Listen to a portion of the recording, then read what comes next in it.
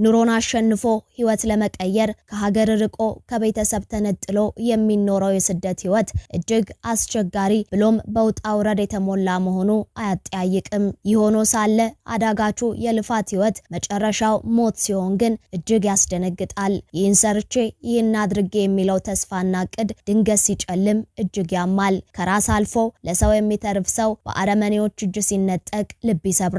ከደቡብ አፍሪካ የተሰማው አስደንጋጭ ዜና ግን ይህን መራራ እውነት ያረዳ ሆኗል። በደቡብ አፍሪካ የሚኖሩ ኢትዮጵያውያን የስደት ህይወት አስቸጋሪ መሆኑ የሚሰማ ሲሆን በየጊዜው በርካታ አሳዛኝ ድርጊቶች ተፈጽመውም ሰምተን እናውቃለን። በዚህኛው ኢትዮጵያዊ ላይ የደረሰው ዘግናኝ ግድያ ግን ታይቶም ተሰምቶም አይታወቅም።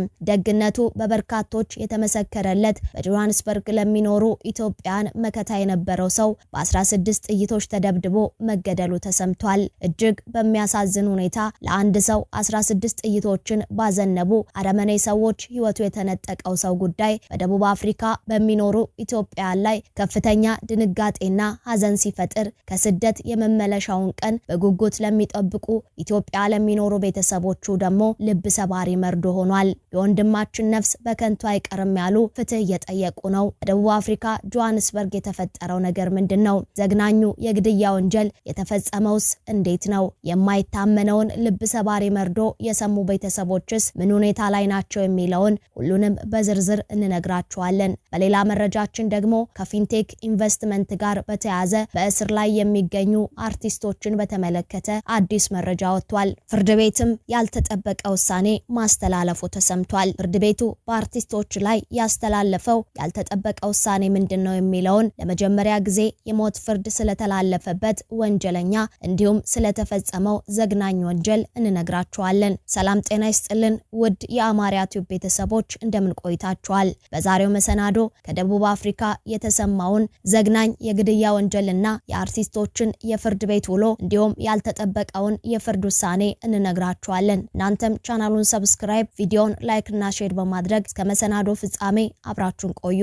በደቡብ አፍሪካ የሚኖሩ ኢትዮጵያውያን በተለያየ መንገድ ህይወታቸው ሲቀጠፍ እንሰማለን። አሁን የተሰማው ዜና ግን በጣም ዘግናኝ ሆኗል። በደቡብ አፍሪካ ለበርካታ ዓመታት በተለያየ ስራ ውስጥ ሲጥርና ሲለፋ የኖረው ሰው በጥይት ተደብድቦ መገደሉ ተሰምቷል። በምስሉ ላይ የሚታየው ይህ ሰው ወንድሜነህ አየለ ተብሎ ይጠራል። ወንድሜነህ የተወለደው በአዲስ አበባ ከተማ በተለምዶ አጠራር በቅሎ ቤት ያሬድ አካባቢ ተብሎ በሚጠራው አካባቢ ከአባቱ ከመሪጌታ አየለ ወልዴና ከእናቱ ከወይዘሮ አንጓሽ ተረፈ ሲሆን ከልጅነቱ ጀምሮ በከፍተኛ ጥረት ውስጥ አድጓል። በተለይም በተማሪነት ህይወቱ ከሳሪስ ቀይ አፈር በመነሳት የገብስ ቆሎውን ላለመብላትም ማስቲካ እያኘከ እስከ ስታዲየም በእግር በመጓዝ በመሸጥ በሳሪስ ቀይ አፈር አቃቂ ወንዝ አሸዋ በአካፋ በማውጣትና በመሸጥ ስራን ሀብሎ ጀምሯል። እያደገም ሲመጣ በቡና ገበያ ቡና ቦርድ ቡና በመሸከም የስራ ፈጣሪነቱን ገና በማለዳው ነበር የጀመረው።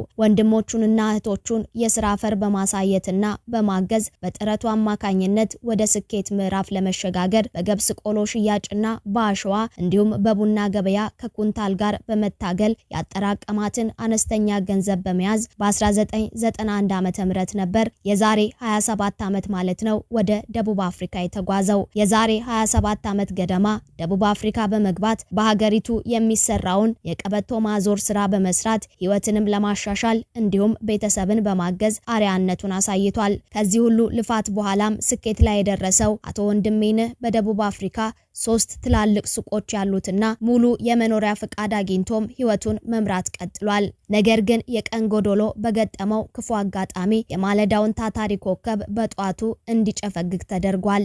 ሩሩ ቸር ጥቃት የማይወድ ከገጠር እስከ ከተማ የሚገኙ ወገኖቹንና ቤተሰቦቹን በመርዳትና ህይወታቸው እንዲሻሻል በማድረግ ደማቅ አሻራም አስቀምጧል። በጥረቱም ዲያስፖራ ለመሆን በቅቷል። ቤተሰቦቹን በመርዳትና በማገዝ ቤተክርስቲያን በማሰራትና በተለያዩ የቤተክርስቲያን ስጦታዎችን በማበርከት ለበርካታ ወጣቶች የህይወት ምዕራፍ መቀየር የቻለው ከትንሽ እስከ ትልቅ ሰው አክባሪ የሁሉም ወዳጅ እንደነበረ የሚነገርለት ሰው ግን እጅግ በሚያሳዝን ሁኔታ ህይወቱ ተነጥቋል።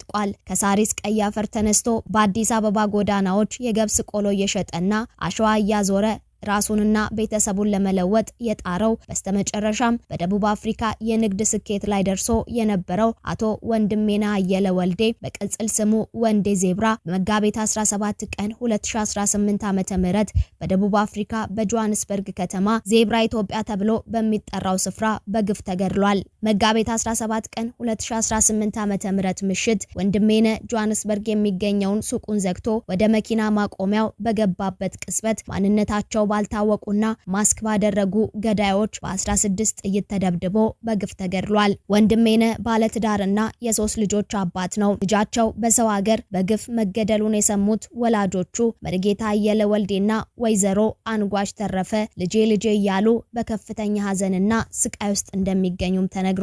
በህይወቱ ሰርቶ ማሳየትን ያሳየውና ስኬት ላይ የደረሰው ቤተክርስቲያን በማሰራትና ወጣቶችን ወደ ስራ በማስገባት የሚታወቀው ይህ ደግ ዋርካ መገንደሱ መላው ህብረተሰቡን እጅግ አስቆጥቷል። በመሆኑም ፍትህ ይሰጥ ዘንድ ድምጾች እየተሰሙ ነው። የደቡብ አፍሪካ ፖሊስ ገዳዮቹን በአስቸኳይ ለህግ እንዲያቀርብም ተጠይቋል። የኢትዮጵያ መንግስትና ኤምባሲም የወላጆቹን እንባ የሚታበስበትን ፍትህ እንዲያሰፍኑና የአስክሬን ሽኝቱንም እንዲያግዙም ጥሪ ቀርቧል። ውድ የአማርያ ቲዩብ ቤተሰቦች እኛም በቻናላችን ስም ነፍስ ይማር እያለን ለቤተሰቦቹ መጽናናት በመመኘት ወደ ሌላኛው መረጃችን እናመራለን። ከፊንቴክ ኢንቨስትመንት ጋር በተያያዘ ለእስር የተዳረጉት አርቲስቶች ያልተጠበቀ ውሳኔ እንደገጠማቸው ተሰምቷል። በፊንቴክ ኢንቨስትመንት የገንዘብ ማጭበርበር ወንጀል ተጠርጥረው በቁጥጥር ስር የዋሉት ታዋቂ የጥበብ ሰዎችና የማህበራዊ ሚዲያ ተጽዕኖ ፈጣሪዎች የፍርድ ቤት ውሳኔያቸውን ለመስማት በስፍራው ተገኝተው እንደነበረ የተዘገበ ሲሆን መንሱር ጀማር፣ ወንድም ካሊድ፣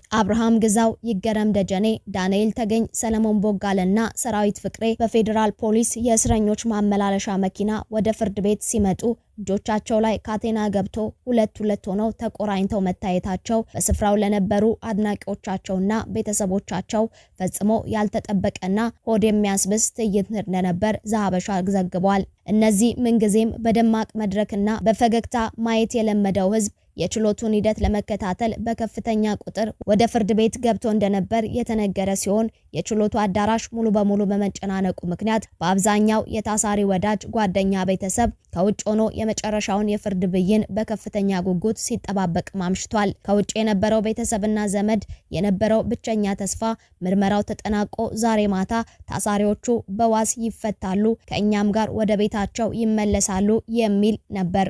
ነገር ግን የችሎቱ ሂደት የተስፋውን ያህል አላማረም። የፍርድ ቤቱ ውሳኔም እንደተጠበቀው አልሆነም። ጉዳዩን የተመለከተው ዳኛ መርማሪ ፖሊስ ተጨማሪ የሰነድና የሰው ማስረጃዎችን ማሰባሰብ ይቀረኛል በሚል ካቀረበው የ14 ቀናት የጊዜ ቀጠሮ ጥያቄ ውስጥ 12ቱን ቀናት መፍቀዳቸውን በችሎቱ አስታውቀዋል። ይህ ማለት ታዋቂዎቹ አርቲስቶችና ተጽዕኖ ፈጣሪዎች ለተጨማሪ 12 ቀናት በማረሚያ ቤት ቅጥር ግቢ ውስጥ ይቆያሉ ማለት ነው። ፍርድ ቤቱም የፖሊስን ተጨማሪ የምርመራ ውጤት ለማዳመጥና የእነዚህን ታዋቂ ሰዎች ቀጣይ ዕጣ ፈንታ ለመወሰን ለመጋቢት 30 ቀን ተለዋጭ ቀጠሮ በመስጠት የዕለቱን ችሎት አጠናቋል። የእነዚህን ታዋቂ ሰዎች ተጠርጣሪዎች ጉዳይ ከፍ ያደረገው ነገሩንም ከባድ ያደረገው ነገር ከታሰሩት የማጭበርበር ማስታወቂያ በተጨማሪ ከህገወጥ የገንዘብ ዝውውር ጋር በተያያዘ ጭምር በፖሊስ መጠርጠራቸው መሆኑም ተሰምቷል። ለመጀመሪያ ጊዜ የሞት ፍርድ ስለተላለፈበት የፍርድ ውሳኔም ስናመራ የወንጀል ድርጊቱ የተፈጸመው ነሐሴ 16 ቀን 2017 ዓ.ም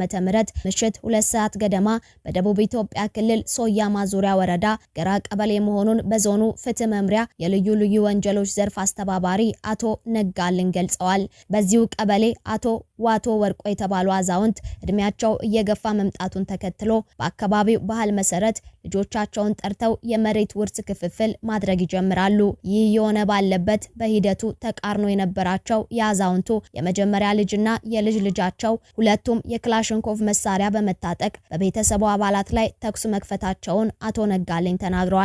በጥቃቱ አዛውንቱ አቶ ዋቶ ወርቁ እንዲሁም ሁለቱ ልጆቻቸው ወዲያው ሲሞቱ፣ ሁለት የቤተሰብ አባላት ደግሞ ከባድ ጉዳት ደርሶባቸው ወደ አርባ ምንጭ ሪፈራል ሆስፒታል መላካቸው ተገልጿል። ፖሊስም ግለሰቦቹን ከነመሳሪያቸው ኤግዚቢትነት በመያዝ ምርመራ ማድረግ ይጀምራል። መዝገቡንም አደራጅቶ ለዞኑ አቃቤ ሕግ ያቀርባል። አቃቤ ሕግም መዝገቡን በማደራጀት በሁለቱ ተከሳሾች ላይ በዋና ወንጀል አድራጊነት በ3 የግድያ ወንጀል ክስ በወንጀሉ ሕግ አንቀጽ 539 ህዝባር 1 ሀ መሰረት በከባድ የሰው ነፍስ ማጥፋት ወንጀል 2 በህይወት በተረፉ በግል ተበዳዮች ወንጀል 2 ክስ በወንጀል ህግ አንቀጽ 27 እና 539 ህዝባር 1 መሰረት ክስ ማቅረቡን አቶ ነጋልኝ አስረድተዋል። ተከሳሾች ፍርድ ቤት ቀርበው የወንጀል ድርጊቱን ስለመፈጸማቸው ተጠይቀው አልፈጸምንም በማለትም ክደው ተከራክረዋል። አቃቤ ህግ በሰውና በሰነድ ማስረጃ አምስቱንም ክስ በሚገባ ያስረዳ ሲሆን ተከሳሾች የቀረበባቸውን ክስ መከላከል ባለመቻላቸው የቡርጂ ዞን ከፍተኛ ፍርድ ቤት ተከሳሾችን በቀረበባቸው ክሶች ጥፋተኛ ናቸው ብሏል። የፈጸሙት ወንጀል ጭካኔ የተሞላበትና አስነዋሪ መሆኑን በአካባቢው ከዚህ ቀደም ተደርጎ የማይታወቅ ከ2 በላይ የሆነ የቤተሰብ አባላት ላይ በአንድ ጊዜ የተፈጸመ ግድያ መሆኑን ከግምት ውስጥ አስገብቷል። ፍርድ ቤቱም ሁለቱም ተከሳሾች በሞት እንዲቀጡ ውሳኔ አስተላልፏል። ይህ አይነቱ የወንጀል ድርጊት በአካባቢው ሲፈጸም የመጀመሪያ ነው ያሉት አቶ ነጋልኝ የሞት ፍርድ ውሳኔውም በዞኑ የመጀመሪያ ነው ሲሉ ገልጸዋል። ውድ የአማርያ ቲዩብ ቤተሰቦች የዛሬውን መሰናዶ አበቃን። አብራችሁን ስለቆያችሁ እጅግ እናመሰግናለን። ዳግም በሌሎች ወቅታዊ መሰናዶች እስክንገናኝ በያላችሁበት ሰላም